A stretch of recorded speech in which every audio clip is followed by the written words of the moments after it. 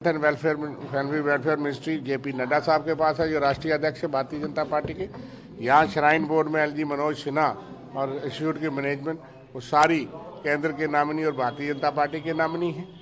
तो इसलिए वो सवाल किससे पूछते हैं, भड़का किसको रहे हैं। उनको गलती माननी चाहिए और माफ़ी मांगनी चाहिए। कबल अज वक्त कानून है, बत्रा काले को माइनॉरिटी स्टेटस है, महंत बचेंद्र काले को माइनॉरिटी स्टेटस है।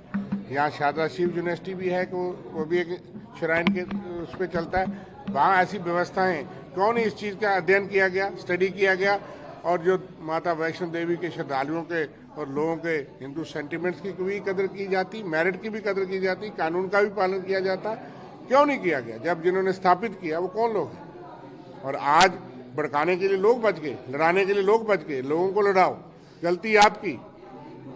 लोग ठीक है उनके धार्मिक सेंटीमेंट से वो भड़क रहे हैं, लेकिन लोगों को सच बात तो बताओ कि हम सोए थे, हमने गलती की, हमने इस चीज़ का ध्यान नहीं रखा।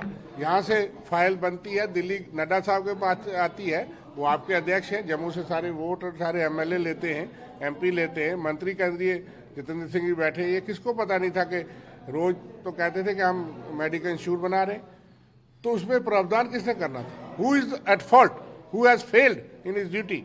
लोगों की ड्यूटी ठेकेदारी नुमाइंदगी किसके पास है। सारे एमएलए बीजेपी के, सारे एमपी बीजेपी के, केंद्रीय मंत्री बीजेपी के। इन चीज़ों का ध्यान, धार्मिक सेंटिमेंट्स का ध्यान किसने रखना था। बीजेपी कहती है कि आस्था है, ये आस्था है। बिल्कुल आस्था है। हम कब कह नहीं, हम कह रहे हैं आस्था है। आपने आस्था का खिलवाड़ किया, क्यों नहीं किया। आस्था का ध्यान क्यों नहीं मद्देनजर रखा। माइनॉरिटी इंस्टीट्यूट के तहत हिंदूज के लिए आरक्षण होता, कुछ सीटें जनरल भी रहती। जिस तरह से आप प्रावधान करते फिर हम देखते। You have failed in your duty.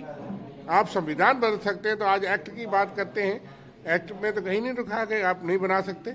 अगर कहीं था तो आप तो उसको 2 मिनट में बदल सकते थे।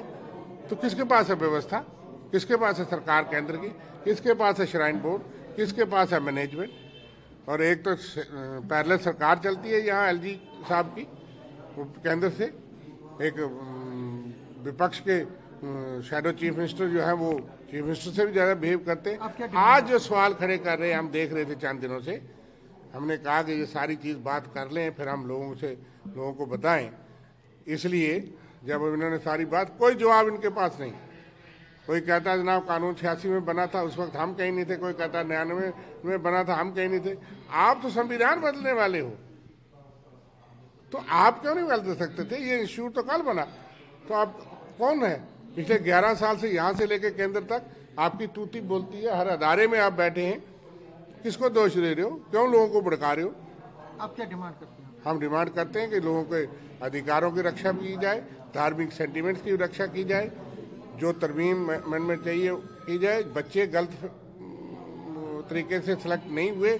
आपने जो कानून के तहत वो जो इंस्टीट्यूट जो है वो जिसके रेगुलेट होता था, उस कानून के तहत जो बच्चे सेलेक्ट हुए उनके अधिकारों को रक्षा की जाए। लेकिन आगे के लिए प्रावधान करिए। जो आपने पीछे गलती की है उसके लिए माफ़ी मांगे भारतीय जनता पार्टी, और जेपी नड्डा साहब माफ़ी मांगे। देश में राष्ट्रीय अध्यक्ष हैं भारतीय जनता पार्टी, जो इस महकमे के मंत्री हैं। He should apologise from the arrest. देश के जो धार्मिक आपने ठेस पहुंचाई है, आज लोगों को भड़का रहे हो, उनको माफ़ी मांगनी चाहिए जेपी नड्डा साहब को, जो माता वैष्णो देवी के भक्तों से। और यहाँ की बीजेपी सारी को माफ़ी मांगनी चाहिए। हमसे गलती हुई, हम सोए थे, अब हम ठीक करेंगे, और करिए ठीक। उसमें on the basis of law and justice वो जो प्रावधान है उसमें करिए।